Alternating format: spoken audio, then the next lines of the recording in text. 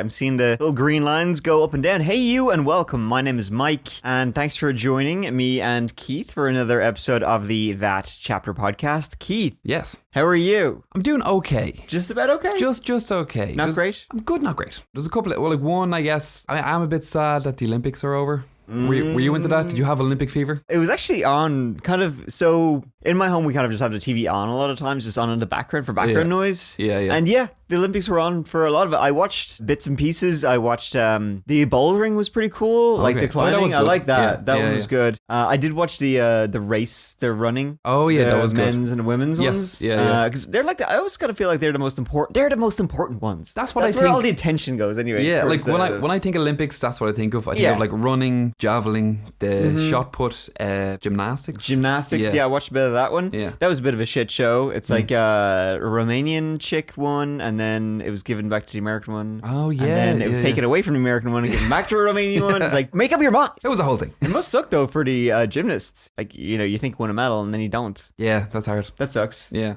But you're disappointed it's over, Keith. I can see the tears streaming down your face as we speak about your dearly beloved Olympics, and now it's another 4 years till LA. I know. Honestly, I don't know what to do with my day anymore. I feel like I'm grieving. You know, I literally don't know what. I was so used to coming down, having my breakfast, and turn on the Olympics. I was like, great, this is a day of Olympics, right? And now I don't know what to do with my day. Goddamn, it's tough. You got to fill the days. You got to fill in the hours somehow, Keith, and I'm sure you'll find the way. Yeah, so I had that, and then also I've been a bit sick as well. So it was actually funny enough. My daughter got her tonsils out last week, and we were looking after her, and then somehow I got a throat infection. So I don't know how that works. You took a bullet for her. Took a bullet for her, exactly. Yeah, but and then I got there's one of the worst parts of being an adult. I guess I had to make my own chicken noodle soup. Ugh. Yeah. Goddamn. And they say nurses have it tough. I know, right? Man, we're the real victims. Yeah. I'm the real victim here. But I made way too much, and then I made like a gallon of chicken soup, which I've been trying to get through for the last week, and it's been really hot. Yeah. Like yesterday it was 22, 23. It was warm. A whole 23 degrees Celsius, and you know what, Keith? That's hot for me. Some people say the introductions to a podcast need to be really attention grabbing so that people don't just skip past them. And I think you talking about your chicken noodle soup escapades just really hits the nail on the head. It was very hot. That Chapter podcast. I nearly passed out with my noodle soup for every week to hear about Keith making chicken noodle soup. I think it's have a fever. I even wrote notes for the intro. I was like, most people or not most people, but I'd say a lot of people probably just skip past the intro when you and I are shy talking just to get straight into the story. Yep. And I even made notes. Oh, okay. But I'm not even sure if I'm gonna. I'll get them in another episode. I think your chicken noodle soup thing is just far too interesting. I don't know where I'm going with this. Okay. I'm surprised you haven't cut me off. See, I know that I should have cut you off a long time ago. This is why you don't talk for as much as I do. What I did want to ask you, do you have any good stories from your haunted house? Because that's what people are tuning in for. Okay. That's what they want to hear. Here we go. Yeah, back on topic. Yes, got it. And I have a doozy for you. Oh, so this is actually, finally. Yeah, this is good. This like fucking buried the headline there. To me, it's like one of the scariest things that happened in the house to me to date. So it's quite scary. It's been pretty. Folks, just one of those ones that sends chills up my spine. Okay. So I was going up the stairs with my daughter. She was ahead of me. In case she falls, keep an eye on her. So she was going up ahead of me, and as she was going up, she kind of got a bit startled, and she was like, "Oh, whose feet are those?" And I was like, "What?" And she was like, "Oh, they're gone." And I was like, "Where? Where'd you see those?" And she pointed to the middle of the landing. I was like, "What?" I was like, "What feet did you see?" And she was like, "Dark shadow feet." Oh. And I was like, "Oh," and she was like, "Yeah, they're gone now. I don't know where they went." I was like, "Oh, that's weird." I don't like that at all. And it's right underneath where you get up into the attic. Oh, I know where that is. That's as soon as you get up into the stairs, it's kind of in the corner. Yeah, so she was kind of going up first, so she kind of her head came up onto the landing. Yeah. Sooner as she walked up the stairs, so she's seen it. Yeah. And she got what are those? Whose feet are those? And then as I got up, then there was nothing there. And she said, "Oh, they're gone now." It was weird. Okay, that is creepy. Yeah. So she's seen some dark shadow feet. Yeah, okay, weird. Folks. Well, we got feet, we got moths, we got strange noises. Don't know what's going on. Yeah. That's freaky. Okay, by the way, I did just want to say in my notes section, because I was like, okay, I'm going to try and start organizing our intros from now on. And I did have notes on horror movies I'd seen recently. Noodle soup is gold. Let's talk more about Keith's famous chicken noodle soup. Stop giving me open-ended questions. Okay. So I was doing my nightly routine the other night, which is photoshopping Keith into pictures with Jeffrey Epstein. And I watched a couple of horror movies on in the background. Okay. I watched two. Okay. Two horror movies. And I know there's a couple of horror movie fans out there. So I watched Late Night with the Devil, Oh yeah, but we're meant to watch that together. Well, you don't have to because it sucked. Oh, okay. Right. I actually didn't think it was good at all. Right, okay. It feels like it's kind of started off good. It was good setup and shit like that, and then the movie just sort of ends. That's a shame. Yeah, it was a bit of I was pretty let down. I didn't think it was very good at all. I hate those movies that like the concept is so good. Yeah, the concept was kind of interesting. The movie just doesn't live up to it. No, you know what it felt like? It felt like it would have been good if it was, those VHS movies, which are very hit and miss, but I like them. It would have been good as like a VHS 20-minute, little mini story in a VHS movie. Yeah. Making like an hour or hour and a half long movie is just... Okay, yeah. All right. So, but then after I did watch another movie. Okay. I watched Hell House, LLC. Now, that was good. Right, okay. That's a found footage horror movie. It's very good. It's with these guys who are setting up for Halloween, this haunted houses like you walk through, whatever you call them. Yeah. But the house they're setting it up in is haunted. Oh, cool. And then shit starts going in. I thought it was actually quite good. That was good. It's a good movie. So there you go, folks. If you're looking for some horror movies to watch as we get into autumn. Late Night with the Devil, thumbs down. Hell House LLC, thumbs up from Mike. And for me, Noodle Soup, thumbs up. There you go. 2 thumbs up for Keith. All right. Now, today, folks, let's get into our topic of this eve. That is the strange and mysterious case of Johnny Gosch. This is a very wild case. We were speaking about this before we started recording. It goes, as Keith said, quote, he was naming names and he will name them and I will send them all to everybody's lawyers so you can sue him, not the show. But it does go all the way to the top, Keith. To the tippy top, yeah. It does. Yeah. We will actually have to be the conspiracies do. The conspiracies do. That's why we have to be careful we don't libel anybody. Yes, exactly. Yeah. But it's a very weird case. So for this one, we are back in Iowa. And this time it's an 80s classic, and classic in the worst possible way. Johnny Gosch's disappearance was a landmark case in many ways, not least of which being that his was one of the very first faces and details that were printed on the sides of milk cartons. This is where it all comes from, the missing kid on the milk carton. It was synonymous in the 1980s with so many things, but number one was the disappearance of a young boy, which led to conspiracies which kind of echo out to this day when I was reading this, and this sounds like all these conspiracies of child abduction rings and satanic cults stealing children. It's got all of that, basically. It feels like almost like the origin of all of these weird stories of politicians and they all feed into each other. And the child abuse and all this kind of stuff, drinking children's blood, all that kind of shit. It's very weird. It's pretty scary because there are a lot of question marks in this story. Yeah. Actually, I guess right at the top, we should probably give a bit of a warning. Oh, yes, the content. Yeah, we will. I was like, we're not going to get into it. No, we never do. We never I don't think you and I ever, go into the disgusting details. But just, as a warning, we will be talking about child abuse in this story. As I said, we won't be getting into it or going into details. But it is a part of the story which you have to talk about. Yeah. All right, so let's give it a go.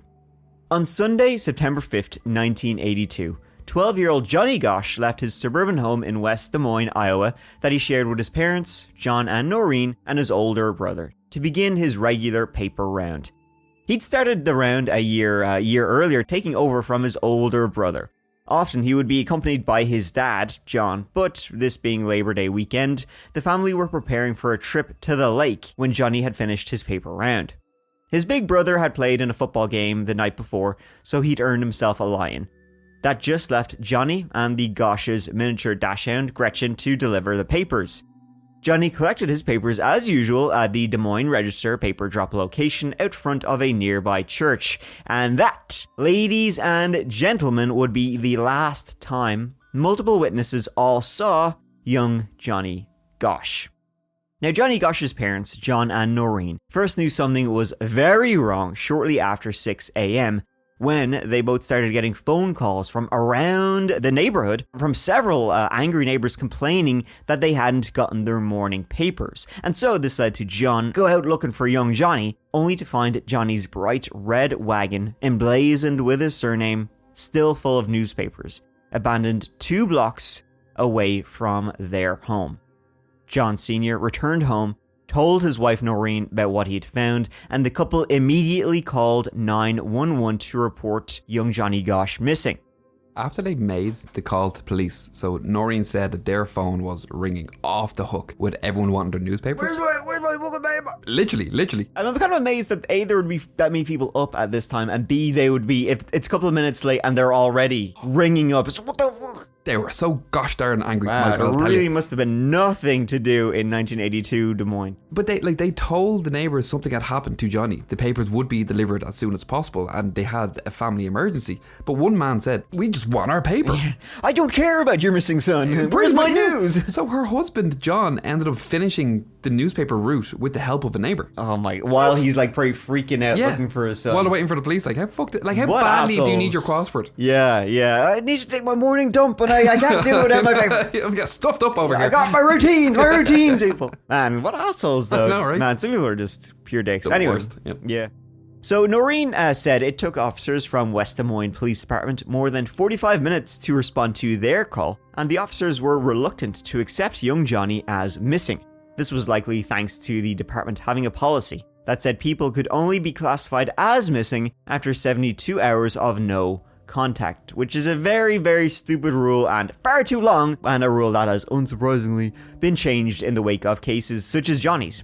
It's actually often referred to as Johnny's Law, but I mean, 72 hours of no contact? It's a 12-year-old boy.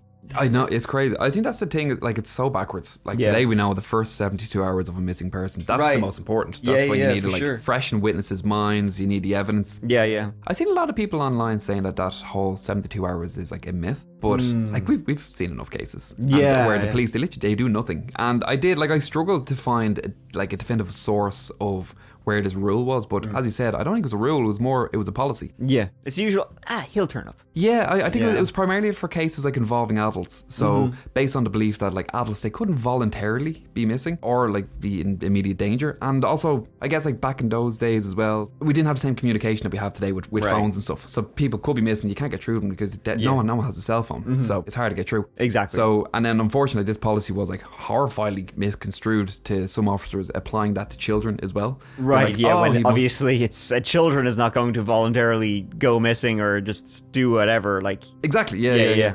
So in the early stages of Johnny's disappearance, the police treated him as a runaway, but later accepted that this, no shit Sherlock, likely wasn't the case and that Johnny was more than likely kidnapped. The response was far from adequate, and mistakes were definitely made, but just how much of an impact the slow response had is now impossible to say. I mean, it certainly had an impact. It has an impact in every missing person's case. The longer you wait, the worse it gets. So, like I said, the paper drop was the last time multiple witnesses saw Johnny and could confirm each other's accounts, but there were plenty of individual sightings too. One came from another paperboy delivering the register, a guy named Mike. Hey, good name. A solid name. Strong name. Only cool kids are named Mike. He told police he'd seen Johnny after he'd collected his papers, and Johnny was talking to a stocky man in a blue, two-toned car that resembled a Ford Fairmont. Though he only saw him briefly and was too far away to overhear the actual conversation, he was sure he'd seen young Johnny. A second witness, this time an adult named John Rossi, said he also saw the man in the blue car and that something seemed a little bit askew here, something a bit off. Enough so for John Rossi to try and remember that car's license plate number. He thought it was something so strange, he was like, I'm gonna take a mental snapshot. However, this is kind of comical, this part. It's like, unfortunately, by the time it became apparent that Johnny was missing, he couldn't remember. It's like, I love that. I'm gonna remember that plate number because something feels off. Oh shit, I have to remember? Fuck. I don't remember it. And that's where the 72 hours rule is like a pain in the ass. But like that's so frustrating. Like why even mention it at that point? Why even mention I made sure to remember that number. Great, what is it? I don't remember. Shit, what was it again? So bizarre. Like, even in the years later, John Rossi, he told a reporter he would pray to wake up in the middle of the night, wishing he would suddenly remember the plate and be able to give it to police. He even went so far as to undergo hypnosis to try and drag the number from some deep corner of his mind, but to no avail. Yeah, give it a shot. Yeah, well, he tried his best. He tried to remember it, he remembered that he tried to remember it, is the weirdest thing, but he couldn't actually remember it. The only thing he did recall was that the plate was from Warren County, Iowa. I think. I think. It could be wrong, though. The circumstances of Rossi's recollection make the information highly questionable, however, and even if it is correct, far too much time passed for such a non-specific detail to help. Though, I mean, if it was Warren County, you could narrow down all the Ford Fairmonts in Warren County, maybe there's not too many, and then you can go from there. True. But regardless, another neighbor who lived close to where Johnny's wagon was found claimed to have heard a loud bang, like a car door slamming, and then seeing a silver Ford Fairmont driving away at high speed. he could only tell the officers that the car was heading north and no one else could substantiate that sighting. But the fact that all of the witnesses named the car as a Ford Fairmont definitely makes it seem, more likely that there was something to those claims, but all you have is a car and nothing really else. That was it. In the years since his 1982 disappearance, his mother Norine made several controversial and often contradictory statements about young Johnny. The first of these came just a few months after he went missing, when she claimed that there had been a sighting of a young boy matching her son's description in Tulsa, Oklahoma. According to the witness, they'd seen the boy shouting for help, but before they could register what was happening, the boy was dragged away by two men.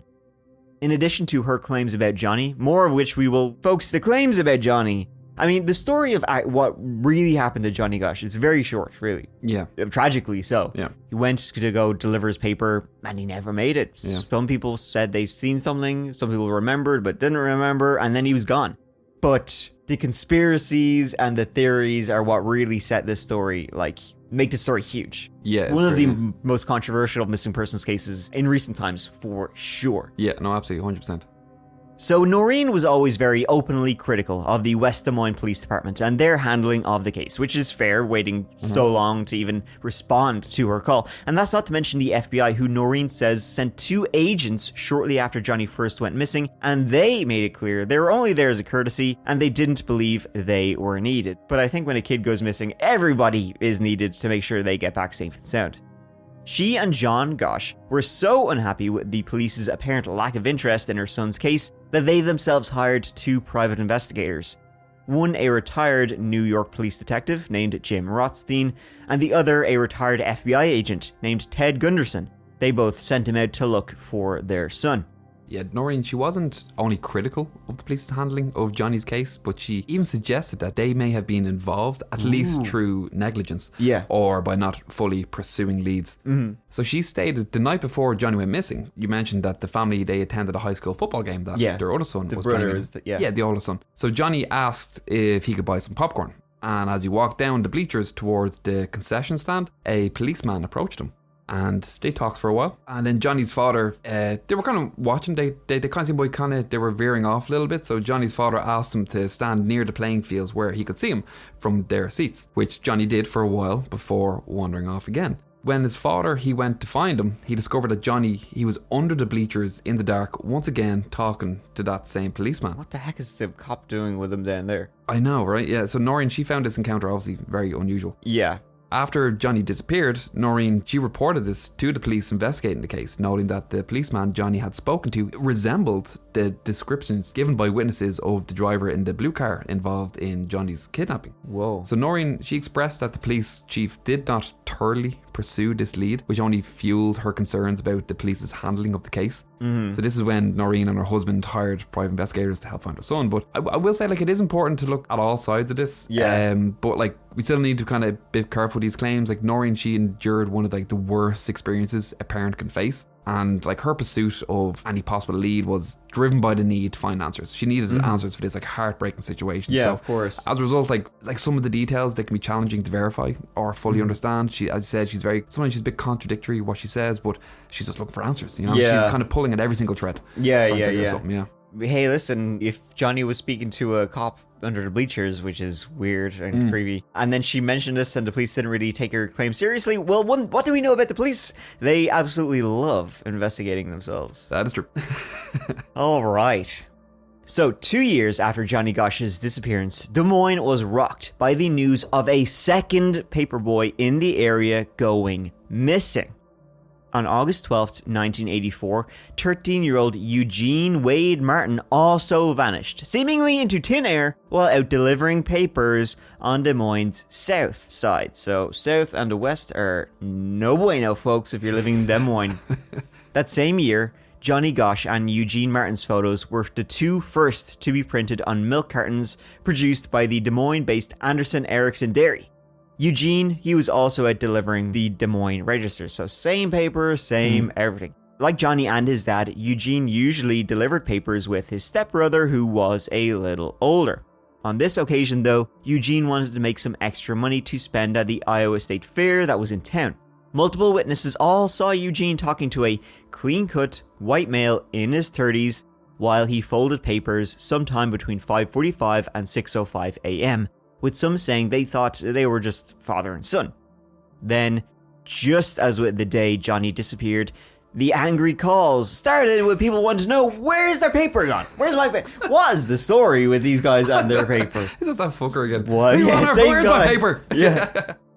Shortly after 6:10 a.m., the manager of the store responsible for Eugene's route found his bag with 10 neatly folded copies of the Des Moines Register still inside.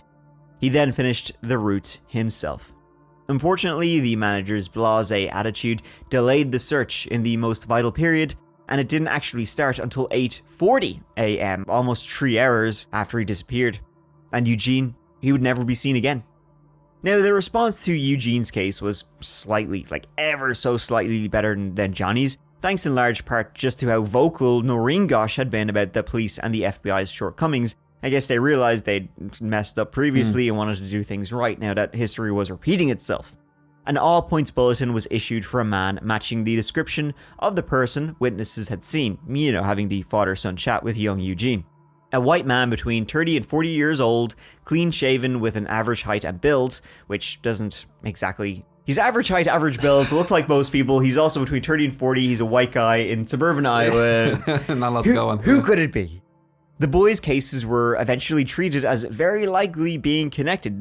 It's just weird. They were just way too similar to not be. It is really weird, isn't it? Both same age, same town, delivering the same paper, well, almost same age, 2 years apart, the exact same circumstances. Yeah. Very, very strange.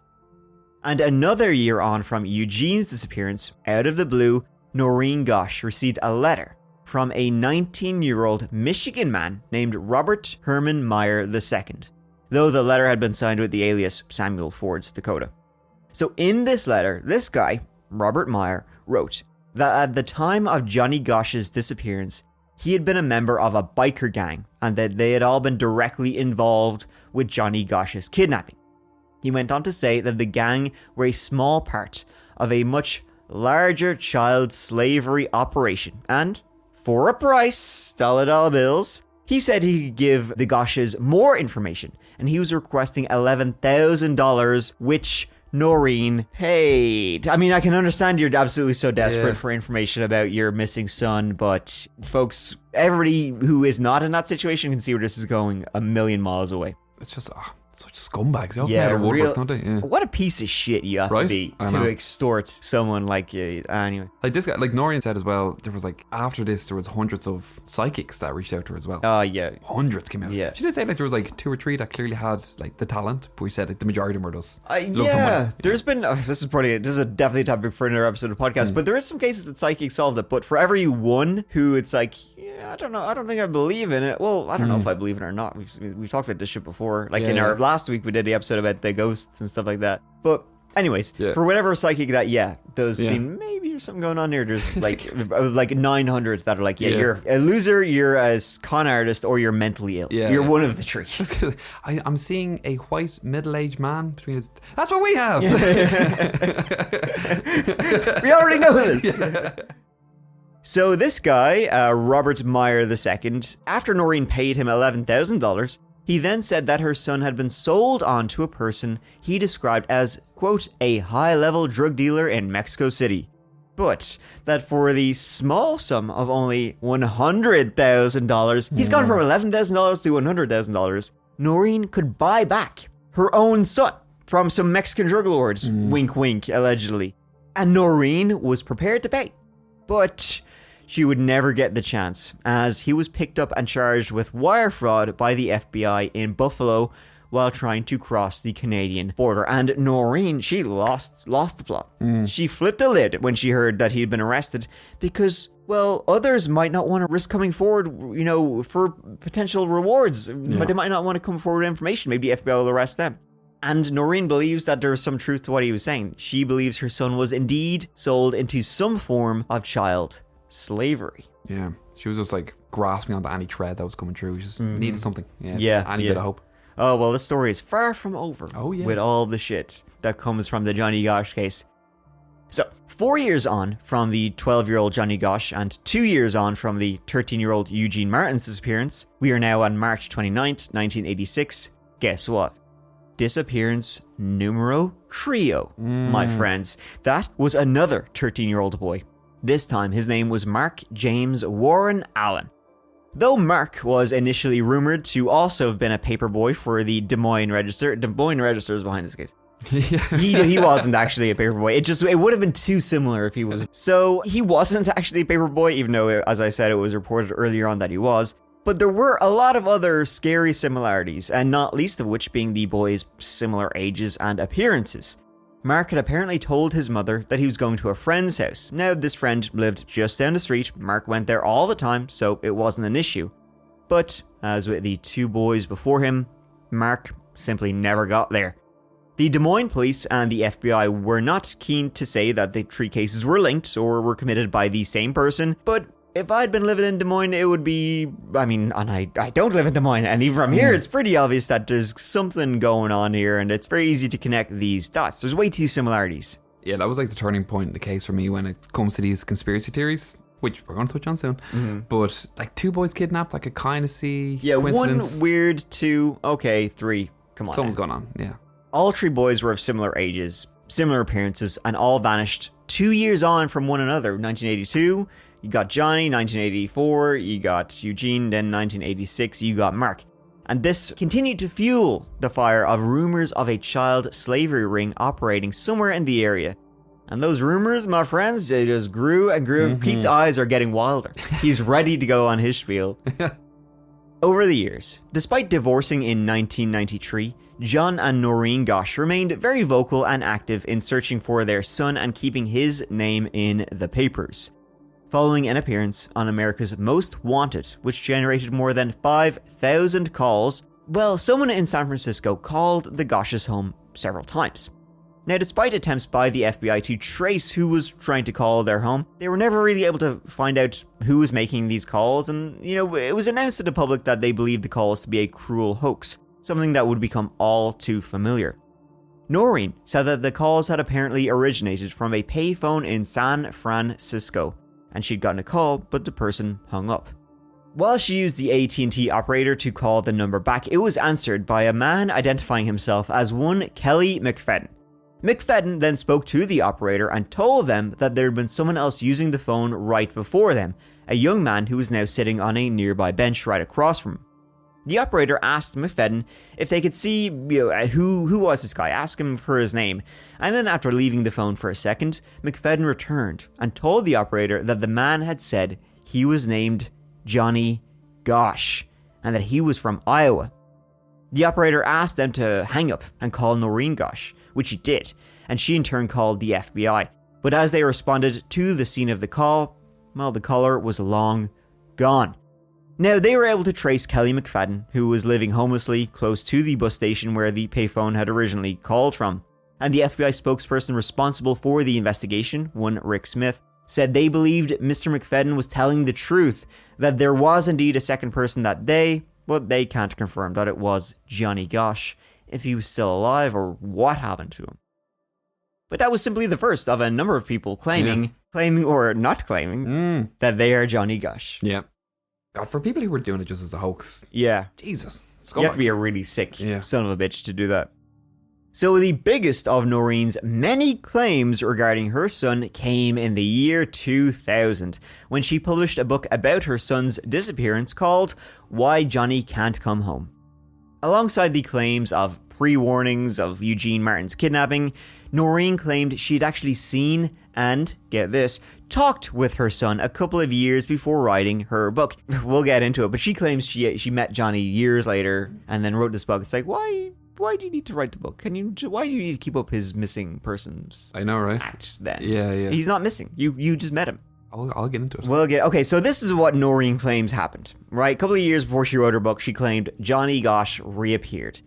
She said that one morning in March of 1997, she had been awoken by someone knocking at her apartment door in the early hours, around 2:30 in the AM. When she answered the door, she was greeted by two men, one of whom she did not recognize, the other of whom she recognized like a flash. She said that despite it being 15 years since she last saw him, there was no mistaking it was her son, now aged 27 years of age. And if that wasn't enough, she then went on to say that he opened his shirt to show her a very distinctive birthmark on his chest. One only young Johnny could have had. This very much sounds like she dreamt it. I know, right? She said, right, that the three of them, herself, Johnny, and this other man, sat down and talked for around an hour and a half. Each time Norine asked her son a question, Johnny, quote unquote Johnny, would look over to the other man as if seeking permission to speak. She claimed that this adult version of Johnny was dressed in blue jeans and a t-shirt with a winter coat.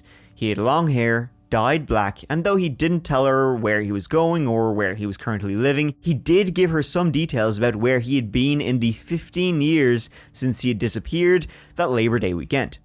According to Norine, he described being kidnapped and exploited by an organized gang of pedophiles who sold him only to toss him aside when he got too old. In the book that Norine wrote, so Norine says, and this is a quote from the book, as he began to unfold part of the missing years, he talked about a program called MK Ultra.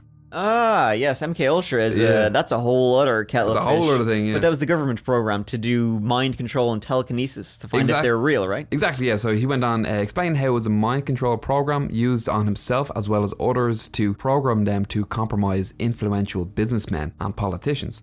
So yeah, as I said, MK Ultra, it was a very real covert program run by the CIA from the 1950s to 60s. It was aimed at like researching and developing methods for mind control and interrogation, and included experiments with drugs like LSD, hypnosis, sensory deprivation, and other techniques to manipulate and control in individuals' mental states, and supposedly used on US citizens. And they were like all these unwitting test subjects. But the existence of MK Ultra, that was revealed to the public in the 1970s through investigations by the Church Committee and the Rockefeller Commission. And the program, it was like obviously wildly criticized for its, like ethical violations, including like the conducting of experiments and these unwitting subjects and causing significant harm to individuals. And right. I got like the full extent of MK Ultra's activities and complete list of experiments. They do remain partially classified. Right. Yeah. But it's generally considered like a very dark chapter in history. But apparently this is the reason why Johnny vanished again after just turning up on her doorstep after all these years. So Johnny claimed he was a victim. They had abducted him. So he was abducted. He was a part of MK Ultra, and so the government abducted him. Yeah, I don't. He didn't say who abducted him, but he said he was in this MK Ultra program, and he was in the program because he was there to compromise influential businessmen. So I guess they were using him to have so they could kind of control them that way, Okay. So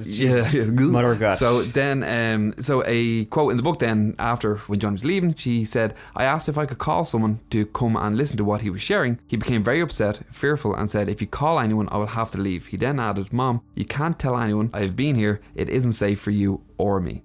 So honestly, like kind of like you. So you know what I'll do? I'll write a book about it. I'll write a book about it. Exactly. It came out years later in court when she was under oath, but that's why she said apparently that's when it came out. But yeah, honestly, I'm not sure if this encounter like you actually happened. Again, like it's a mother going through a deeply traumatic situation. These kind of like grief, it can kind of do all sorts of things to people. Right. Over the years, she probably just, I don't know what was going on, but possibly over the years, she had been going downhill, and then you had all these fraudsters and people trying to take advantage of her and psychics, and she's looking a lot into it, and like this could have been just a very vivid dream, but like honestly, who knows? Maybe it did happen, and this is an extremely weird case. There's a lot of threads to pull here. Very, very weird. So who knows? Ted Kaczynski was experimenting on MK Ultra, and then he went on to bomb the shit out of everybody. So you never know. You never know. On September 1st, 2006, Johnny's name was back in the headlines again when Norine received a bizarre mystery gift, a set of photographs left at her front door. She posted the photos online in the hope someone could give her any further details about the images, and one of the photographs featured 3 boys bound and gagged. Another one, this time in black and white, showed a young boy who resembled Johnny Gosh and was gagged with his hands and feet bound. The boy in the photo also appeared to have what looked like a possible cattle-style brand on his shoulder. The third photo is of a prone man, possibly dead, with something like a ligature around his neck. Norine said she believes the man in the third photo to have been involved in kidnapping her son. She also said that the 2 other images had appeared on websites that featured illegal material of kids. 2 weeks later, after receiving those bizarre photos on September 13, 2006, Des Moines PD received an anonymous letter postmarked from Tampa, Florida. The letter read, "Gentlemen, someone has played a reprehensible joke on a grieving mother. The photo in question is not her son, but of 3 boys in Tampa, Florida, about 1979 to 1980, challenging each other to an escape contest. There was an investigation concerning that picture made by the Hillsborough County Sheriff's Office. No charges were filed and no wrongdoing was established. The lead detective on the case was named Zalva. The allegation should be easy enough to check out. And in fact, a man named Nelson Zalva, who worked for the Hillsborough County Sheriff's Office in the 1970s, was traced and appeared to back up claims made in the letter. He said that the claims were true and that he had interviewed the kids featured in the black and white photos sometimes in 1978 or 1979. So yes, the photos of the kid did look scary, kids bound, but it was just kids playing and then taking pictures of each other. Or that's what they would want you to think. Isn't it funny how it's the police that always do the investigations? The man? Nah, never trust them. Never trust them. Though Salva said he couldn't provide any evidence to support the photo Norine received as being the same one he'd investigated, that isn't the only question mark left hanging over the photographs. As in the 2014 documentary about Johnny's case called Who Took Johnny, the police and the FBI were only ever able to identify the 3 boys in the black and white photo and never identified the lone boy in the color photograph, leading Norine to believe to this day that the boy in the image was her son. I mean, hey, listen, they're saying, oh, it's just kids playing, but they couldn't even be sure it was the same photograph they were talking about. Yeah. Listen, methinks something amok there is. Or, you know, that, but it sounds better. Yeah. Weird is what I'm saying. Yeah. This is really, really weird. Why? This case is so goddamn disturbing. It's on so many levels. It's very bizarre. In 1989, after it's going to get more bizarre. Here we go. All right, this is actually probably the most bizarre part. Yeah, it's very all right. In 1989, after being arrested in that November for the sexual assault of a child, a 21-year-old man named Paul A. Bonacci told his lawyer that he'd been forced to participate in Johnny Gosch's kidnapping after himself being kidnapped and used in a child slavery ring. His attorney, Jean DeCamp, was pretty confident his client was telling the truth. That was enough for Norine to accept a meeting with Paul Bonacci.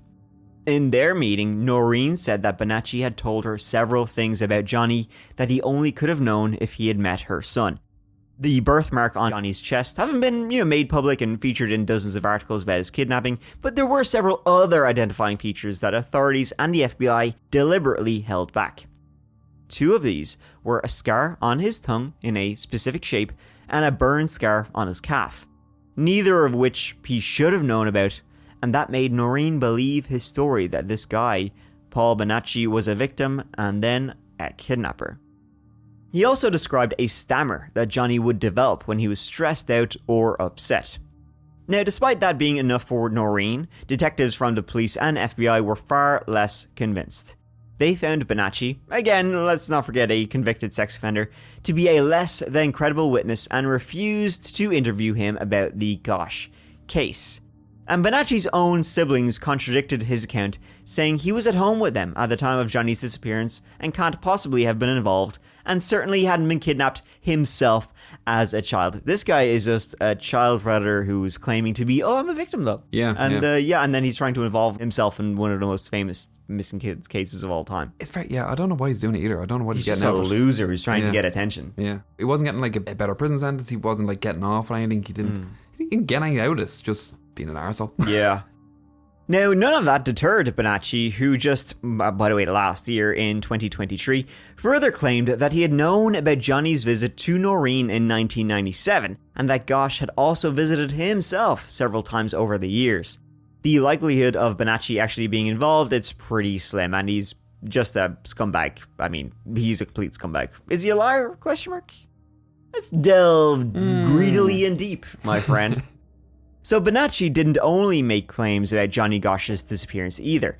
He made very detailed accusations of abuse and pedophilia in elite circles. This is when the disappearance goes from one missing kid to, oh, this is a Whole conspiracy, network. a network that goes all the way to the very tippity top. Mm-hmm. So he named several celebrities and well-known figures nationally. Now, while it's hard to doubt that there are celebrities and political elites who run circles with dark passions, we got Jeffrey Epstein. Plus, you look at Hollywood and you hear about the shit that goes on in Hollywood, they all seem like they're pedophiles. I'm not gonna lie. Like, there's weird shit that goes on. I don't trust any of them. But when these claims were made by somebody like Paul Bonacci, they can sometimes just undermine the actual claims, because Paul Bonacci just seemed like he was a piece of shit himself. And he probably did experience horrific things in his own life. But he also just seems like he just really, really wanted the attention. I mean, you can read his claims. He basically did an interview. All his notes are written down, like the transcript of the interview. And it's very, very disturbing. I wouldn't advise reading it. It's not fun. Yeah, no, it's very graphic. And don't read it. But it's very, very messed up. Bonacci was interviewed as part of the 1992 America's Most Wanted segment on Johnny Gosh. His interview was actually central to the whole show and was basically presented as, oh, he's telling the complete truth. Footage of the meeting between Bonacci and Norine was also shown, in which Bonacci broke down in tears and begged her forgiveness. After all, he was claiming he was the one who had kidnapped her son. In his interview with America's Most Wanted, Bonacci said that Johnny's kidnapping was a kidnapping to order by a man named Emilio. He also described another man named Tony, who he says put a gun in his mouth and forced him to help kidnap Johnny Gosh. The show also received a 14-page letter signed only from someone named Jimmy. Jimmy, this mysterious Jimmy, claimed he could support the claims made by Bonacci and reiterated many of them, while also claiming to have been kidnapped into the ring, but later breaking away. Bonacci presented several more letters he claimed he had received from other members of the trafficking ring, and these letters would make reference to a JG and referenced getting other boys from DM Des Moines. The letters have never been authenticated because Bonacci probably wrote these letters himself. Now, John Gosch, Johnny Gosh's father, was far more skeptical than his wife about Bonacci's involvement. As I said, there's never been any official investigation into Bonacci's claimed involvement, and it is highly unlikely. But at the same time, there's a lot of smoke to his story, and so there's quite possibly there could be, maybe not Johnny Gosh level fire, but a little fire behind it. It does seem that Norine isn't alone, and many agree with her that Paul is telling the truth, or at least some truth. If that's the case, it also means there is a big conspiracy with far more people involved than anyone realizes. Yeah, the conspiracy involving Paul Bonacci is wild. All right, you going to get into it? Going to get into it. All right. Have you heard of the Franklin Credit Union allegations? The Franklin Credit Union allegations. I have not. Is this in Des Moines, Iowa? Not in Des Moines, no. So I'm not going to get too deep into it because there's a whole lot to unpack. But here's a high-level overview of what went on. Okay. So the allegations, they initially centered around embezzlement and financial fraud at the Franklin Community Federal Credit Union in Omaha, Nebraska. Okay, so these guys were just stealing money from the credit union. Taking money, yep. No, all right. So this happened in June 1988. Okay, 6 years after Johnny's disappearance. Yes. So, however, as the investigation unfolded, it led to shocking accusations of a child sex trafficking ring that allegedly involved prominent politicians, businessmen, and law enforcement officials. What the heck? What's that got to do with it? Well, okay, wow. Okay, we just went from 0 to 100. 0 to 100. So, the most explosive claims came from a series of witnesses, 6 young adults, including Paul Bonacci. Some of the witnesses claimed that they were taken to these lavish parties across the country where they were sexually abused by powerful figures in rituals that resemble satanic practices. Mm-hmm. It is worth noting that the satanic-like rituals, this is just part of the broader satanic panic. Right, I was actually just checking that, satanic panic, of course. Yeah. Which is all about child sexual abuse and pentagrams or whatever. It's all tied into this. Yeah. So the accusations, they were taken very seriously. State and federal authorities, they began investigating allegations that prominent citizens of Nebraska, as well as high-level US politicians, and to see if they were involved in this child sex trafficking ring. Mm-hmm. This is where the conspiracy really fucking digs in. Okay. So the Senate committee, they hired a private investigator called Gary Cardoni. He was a former state trooper, and he was sent to gather evidence. So Okay, to see if there's any truth to these claims of this. Yeah, it's any Right. validity to it, yeah. So Cardone, he conducted videotaped interviews with 3 young people who claimed that they were victims of this ring. Then, in July 1990, while allegedly in possession of photographs taken at these sex parties, Cardone's small plane inexplicably disintegrated mid-air over Illinois. Of course it did. He and his 8-year-old son, they were killed, and his alleged briefcase was Full never of found. evidence. Never found. Oh Gone. my god. So this mysterious death, it only fueled conspiracy theories at this like high-level child sex trafficking ring, in fact, did exist. Yeah. However, in the end, a grand jury, they determined that the abuse allegations were baseless, describing them as a carefully crafted hoax.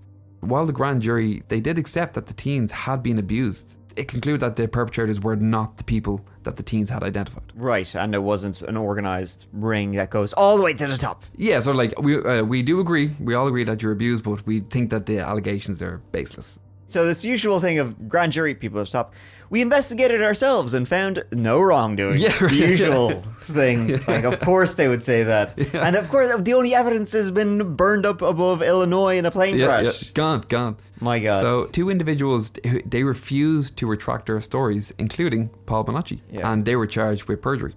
But even today, this conspiracy surrounding the Franklin scandal, it holds significant weight still to this day.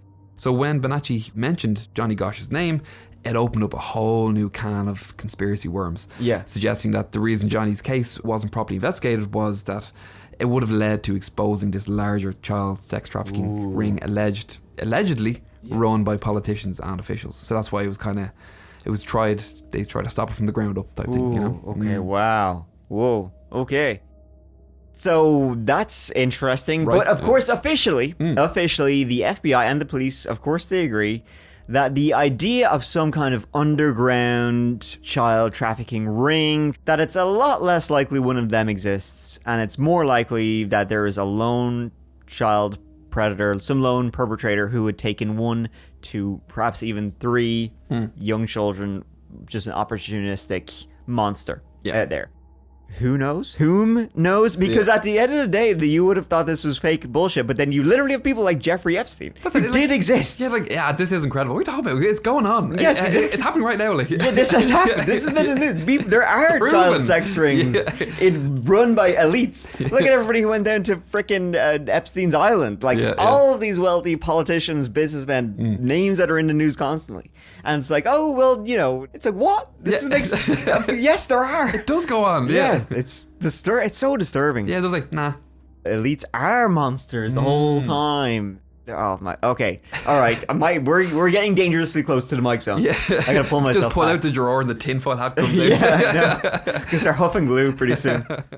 So if any good did come from Johnny's kidnapping, it's that, well, it was in the form of Norine Gosh's activism. Now, while some of her wilder conspiracy theories were definitely problematic and people have issues with them, and maybe she was drawing attention to people who maybe shouldn't have had attention, she undeniably had a tendency to believe, what she wanted to believe. But she also did really bring attention to missing children. She did a lot of good, especially when it comes to the process of police departments dealing with missing kids. In the years after her son's disappearance, Norine became pretty well known in the United States and was a figurehead of the whole 1980s stranger danger movement. She was even called to testify in Senate hearings on organized crime, using the platform to speak about what she called organized pedophilia. And honestly, whether you agree with her or not about there being a semi-formal organization protecting each other, at first you would think, oh, she's just being a bit of a lunatic. And then, as I said, shit like this comes out and, oh yeah, there probably is some organized rings, at least somewhere. Yeah. There's a lot of conspiracy. I know I have like a lot of leeway with Norine. Like, she went through like a very traumatic experience. Like, so if like it happened to me, I'd go off the wall as well. And sometimes you need to kind of just shout the loudest just to get some sort of attention to get something done. Yeah. So I don't know. Yeah, it's just good point. I definitely feel for her. Yeah, for sure. It is a provable fact that institutionalized corruption, including powerful political and societal figures covering up for one another's crimes, it's a serious thing that has happened and will continue happening. Norine also gave similar testimony to the US Justice Department, who, thanks in large part to Norine and other campaigners, designated $10 million to establish the National Center for Missing and Exploited Children, which has done, as you can imagine, amazing work and is still responsible for helping find missing and exploited kids today. Norine and the Gosh's biggest legacy, though, may be the Johnny Gosh Bill, which introduced legislation at a state level that mandated police must act immediately in the cases of missing children and removed the cooling off period between them going missing and organized searches starting. And then you have stuff like Amber Alerts, which of course is a very different case with another young girl who disappeared. But the Goshes probably would have had a part in that as well. We don't have it actually in Europe, but in America it would happen frequently. I'd get texts on my phone. It's not even like a text, it's like an alert you get. Oh, okay. Yeah, I've never gone. The removal of the cooling off period between going missing and searches starting did pass in 1984, ironically the same year as Eugene Martin went missing. He still has never been found, neither has Mark, who disappeared in 1986. This case is wild. Yes, this case is very, very wild. The story of Johnny Gosh. And we kind of only scratched the surface, I feel, of the various theories and conspiracy theories about what happened to Johnny. Did Norine really meet her? Did he actually show up to her door one morning? What happened to young Johnny? Like, I went into this story not knowing anything about it. And when I kind of started off, I was like, I wonder if it's like the typical, it's probably someone in the family. Something like that, which a lot of these cases sadly are. It's almost always. It's always someone, And then I read through it, started reading a lot of articles. There was like 2 books on them, one of them written by Norine, which I went through. By the end of it, I really felt like I was in a fever dream of just going through. Like, there'd be a thread and I'd pull it and I'd follow it. I'd go down a rabbit hole and this whole conspiracy. I'd try to find my way back and then there'd be another thread. I'd be down that conspiracy. It's wild. It's all over the place. I don't know. I kind of, in one hand, like it is kind of worrying as well that maybe all that is distracting from the actual missing case. Like, it could be just something as simple as I said, where it's just like a lone perpetrator. Yeah. Or it could be part of this. I have no idea. I haven't got a clue. I don't know where I stand on this. Yeah, I don't know. I actually really don't know either, because as you said, it just does go in so many different directions. I would say it's most likely it's probably just some lone predator out there and just Johnny's dead. That's it. Unfortunately, it's no matter what way you look at it, it's horrifying. It's a horrifying story. Yeah. There's no nice ending to it. Yeah. Although one of the funnier parts of it is, if you can, listen, we like to leave you as well. Is the story of Jeff Ganon, who it's interesting because he was kind of like, he is, because he's still alive, an American conservative columnist. His birth name was James Guckert. Between 2003 and 2005, you were the one who was telling me about this story. He was given credentials as a White House reporter during the George W. Bush administration. Because I don't think he wasn't a journalist beforehand. I don't know how he got this gig, but so this guy Jeff Ganon just sort of appeared and was suddenly given credentials to be a White House reporter. Yeah. Had never been, you would imagine that for most news agencies, being the reporter who goes to the White House, it's a pretty prestigious position. Yes. I would imagine. Maybe it's shit. I don't know. I don't know anything about reporters. It sounds like if you're the White House reporter, it's like, oh, you must have paid your dues. Yes. Right? You must have put in the time. They don't just let any old get in there, Right. So this guy just suddenly was given it, which is weird. Yep. And then he also had some weird links to Johnny Gosh or some sort of unsavory things. Let's say. So people started questioning about this guy. He allegedly did not qualify for a press pass. I'm sure other journalists are probably like, why is he given one? Then it also came out that he had involvement with some various gay escort services. Right, okay. Which is weird. Yeah. Well, no, it's not weird. Yeah. That's, I don't want to judge. Yeah, but, it was just, you start drawing some links here. He suddenly became a press pass. And then before that, he was maybe he worked as an escort. So that's weird. And then the links between him... It's not a career path, you did. Yeah, it's not a really career path, and then links between him and Johnny Gosh started to emerge also. Yeah, this is one of the things I came across when I was looking on a couple of articles. Ended up down a rabbit hole, ended up on YouTube. Came across this, I can't remember who was doing the interview. Oh, NBC. And... they were basically asking the question, is Jeff Ganon Johnny Gosh? Just kind of appeared. Some people think it's him. That he's Johnny Gosh. That he's Johnny Gosh, yeah. And they're like, there's some resemblance. within the interview, they've asked him to like do a DNA test. Like I could do a DNA test, but I don't need to. You know? Yes, yeah. You did show me some pictures where he does look kind of like Johnny Gosh. I mean, so Jeff Ganon is bald. Obviously, Johnny Gosh was a kid with hair, but you know the faces are sort of similar. Yep. And he says he is not Johnny Gosh. Yeah. But he also just refuses to prove that he's not Johnny Gosh, which only further stoked the fire. Well, he gave really good proof in the interview. He said he was 48 and Johnny Gosh would have been 36. So, I mean, like, what more do you want, Mike? Well, it's 12-year age difference there. Essentially, what people theorize is that Johnny was kidnapped, trafficked, which is tragic. Yeah. Then he changed his name from Johnny Gosh, JG, to Jeff Ganon, JG. Yeah. He began running... We don't have two different. Well, yeah, exactly. He needs to remember. He needs a nickname. Exactly, You know? yeah. And then he allegedly started running some gay escort sites, including hotmilitarystood.com, militaryescortsformen.com. He began posting naked pictures of himself. Right. Allegedly. On websites, bloggers revealed that Jeff Ganon previously worked as a $200 an hour gay prostitute who advertised themselves online. Right. And that this is, and then... This is all allegedly, isn't This it? is all allegedly, Okay, yeah. folks. I just want to make sure. Yeah. And then, so that's what happened to Johnny. And then somehow, because Johnny was trafficked in high elite circles with politicians, I guess- perhaps even presidents, I guess that's how he got the press pass. I guess to keep him quiet, it was here, look, we can kill him or give him a job. We can give him a job. The weirdest thing, though, about Jeff Ganon is that he has vanished since 2005. He has completely fallen off the face of the earth. It is very strange. That is until he probably reached out to us, tries to us. Yes, exactly. Jeff Ganon, we didn't say anything about you. It was all allegedly. All allegedly. This is all allegedly. This is all off Wikipedia and This is all of YouTube. Wikipedia and YouTube and other articles, okay? We are not saying you did it, but you're an interesting fellow who probably should take a DNA test just to prove you're not Johnny Gosh. Shut us up. Yeah? She showed us up. Listen, we're shouting the loudest here, you know? Prove us wrong. Prove us wrong. But there you have it. That is the story, the disappearance of Johnny Gosh. Probably one of the most famous, controversial, conspiratorial disappearances in recent times, maybe of all time. Or it's definitely up there. It's definitely on the Mount Rushmore of disturbing disappearances. Yeah, it's very weird. It's one of these ones I feel like I just keep reading into it and still feel like I'm only scratching the surface. You know? Right. It's, Yeah. it's a lot of rabbit holes. All right. Well, there you go. Keith, if you're looking to wash your brain out, go watch Hell House LLC. Well, I It's will. a good horror movie. I will do Right, that. you know what? Go watch Hell House LLC and eat What's some it noodle on? soup. That's what you should Still do. trying to get through that like gallon noodle soup I made. Yeah, it's on But- Shudder. Oh, I need to get that. Shudder's good. Yeah, I like it. It's good for if you're just looking to chill out and watch a horror flick.